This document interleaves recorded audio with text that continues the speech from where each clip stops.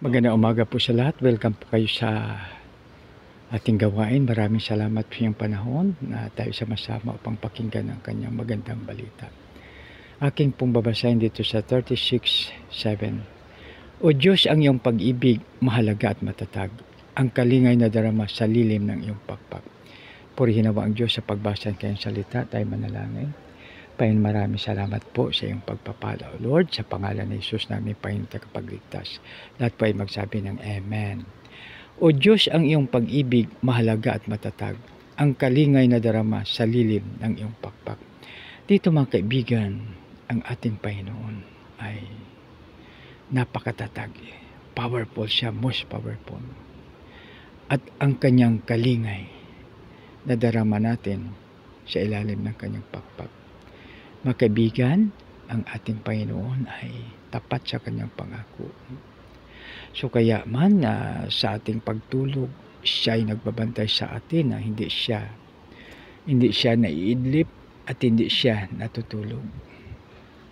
So ganyan tayo kamahal ng ating Panginoon.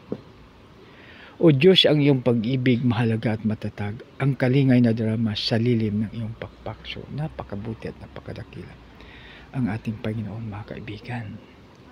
So siya, kahit tayo nag-iisa, hindi po tayo nag-iisa dahil sa kanyang presensya. Saan man tayo, kasama natin siya.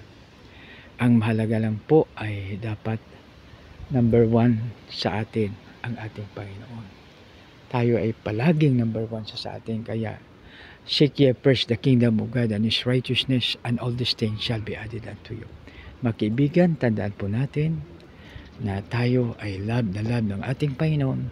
Makikita natin yan sa John 3:16. For God so loved the world that He gave His only begotten Son, that whoever believeth in Him should not perish, but have an everlasting life. Napakabuti, napakadakila ang ating Panginoon.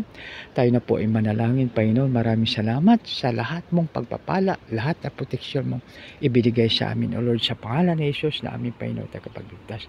Lahat pa ay magsabi ng Amen and Amen. God bless us all.